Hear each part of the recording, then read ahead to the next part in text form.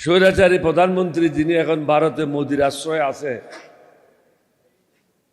তিনি প্রায় সময় কিছু সাংবাদিক রাখত যারা তাকে সুন্দর সুন্দর প্রশ্ন করে জনগণের সামনে ক্ষমতা পাকাপোক্ত করার জন্য সাহায্য করত। কিন্তু তিনি জানতেন না, মানুষ বুঝতো তাকে পাম পট্টি মারছে। এখন কিন্তু কিছু লোক সৃষ্টি হয়েছে যাদেরকে তিনি কর্মকর্তা হিসেবে পদায়ন করেছেন এবং আমাদের ট্যাক্সের টাকা থেকে বেতন দেওয়া হচ্ছে। তাদের বাবার পরিচয় নাই, মায়ের পরিচয় নাই, অথচ জাতীয় নেতাদের সম্বন্ধে বক্তব্য রাখছে।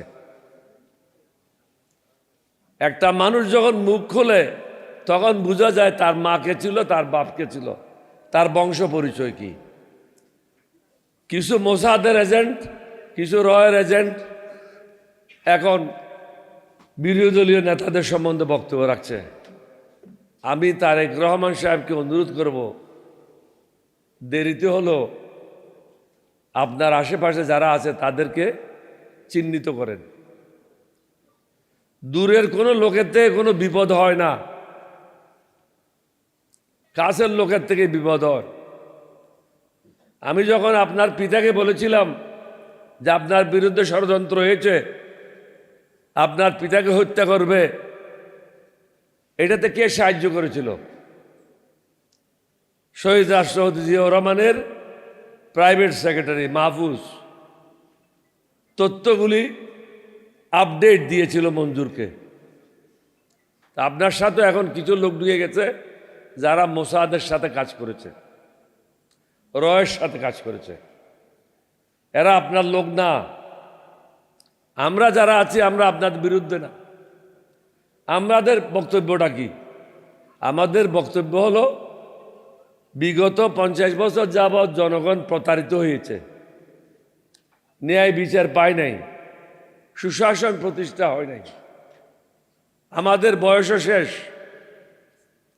আমরা আপনার কাছে কোনো পদের জন্য লালায়িত না, আমরা আল্লাহর উপর বিশ্বাস করি। আপনি মেহরবানি করে জনগণের কাছে যে ওয়াদা করেছেন সংস্কার করবেন, এই সংস্কারগুলি করেন। কারণ আপনি মনে করেন না আপনি সর্বশেষ প্রধানমন্ত্রী, আপনাকেও অন্য পদে আসতে হবে একদিন না একদিন। কেউ একই জায়গায় চিরদিনের জন্য থাকে না, তখন আপনার অবস্থাটা কি হবে? সুতরাং সব কিছু বিবেচনায় নিয়ে আমি বারবার বলেছি, শুধু একটাই আপনার আপত্তি থাকতে পারে, যেটা আপনি প্রধানমন্ত্রী হিসাবে দলের প্রধান থাকতে পারবেন না। এটা ছাড়া বাকি কোনো জায়গায় আপনার আপত্তি থাকার কথা না। আমরা বারবার আপনাকে কেন বলছি? কারণ আমাদের অভিজ্ঞতা থেকে আমরা দেখেছি কি কি ভুল হয়েছে, জনগণ কি কি কারণে কষ্ট পেয়েছে। জনগণকে আর কষ্ট দেওয়া যাবে না। আজকে দেশের অবস্থাটা কি?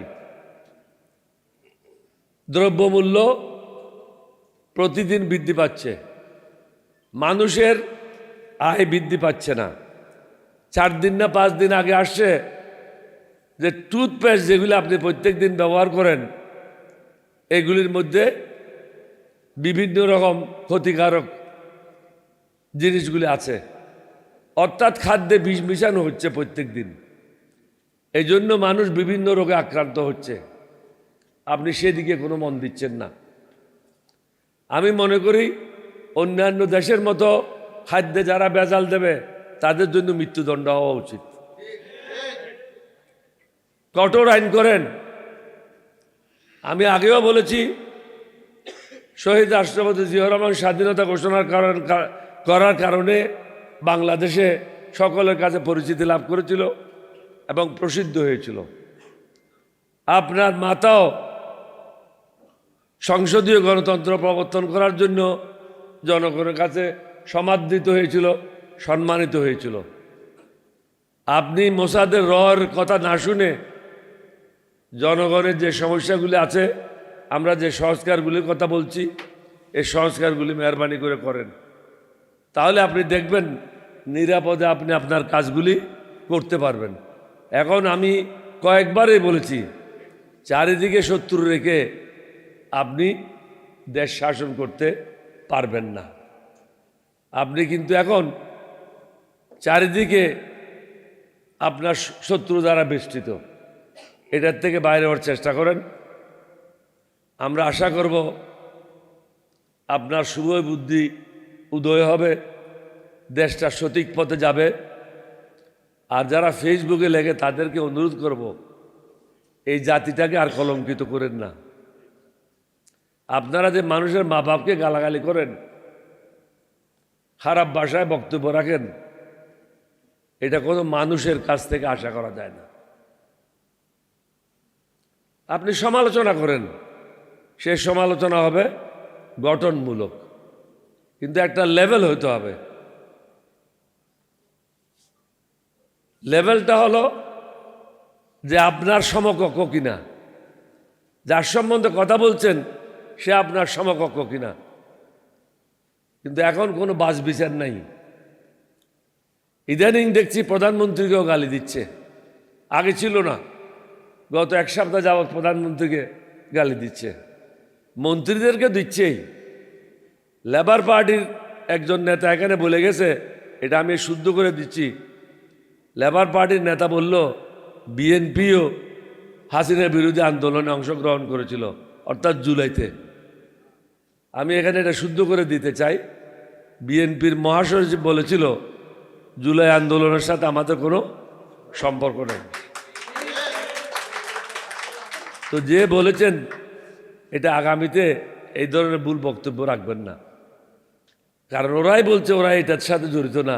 তো আপনি কেন খামাখায় ওদেরকে এরকম সম্মানিত করছেন?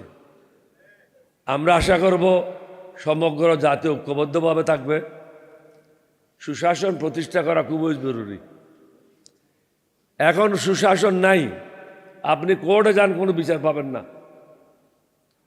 আমার ছেলে একটা মোকদ্দমা করেছে নির্বাচনের জন্য, রিকাউন্টিং।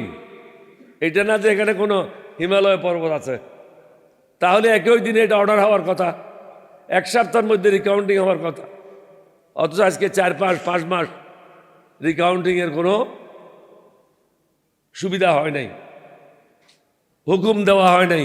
অর্থাৎ জাস্টিস ডিলেড, জাস্টিস ডিনাইড। আপনি সুশাসন প্রতিষ্ঠা করতে চান, ন্যায় বিচার পাবেন না। গ্রামে গঞ্জে গিয়ে দেখেন চাঁদাবাজি, টেন্ডারবাজি এবং দখলবাজি। এমন কোনো জায়গা নাই যেখানে দলের লোককে নিয়োগ দেওয়া হচ্ছে না। অথচ হওয়া উচিত ছিল যোগ্য ব্যক্তিদের যোগ্য স্থানে নিয়োগ দেওয়া এবং প্রতিটা ক্ষেত্রে জবাবদিহিটা থাকা। যে হোক জবাবদিহি করতে হবে। জবাবদিহি না হলে সমাজে কখন সুশাসন প্রতিষ্ঠা হবে না, ন্যায় বিচার প্রতিষ্ঠা হবে না। মানুষ মরণশীল, আমাদের সবাইকে মৃত্যুর স্বাদ গ্রহণ করতে হবে। আপনি কি ইমানদার মুসলমান হিসেবে মরবেন না বেঈমান মুনাফিক হিসেবে মরবেন, এটাই হলো কথা। আপনাদের সবাইকে ধন্যবাদ। বাংলাদেশ জিন্দাবাদ, লেবার পার্টি জিন্দাবাদ। আসসালামু আলাইকুম রহমতুল্লাহ।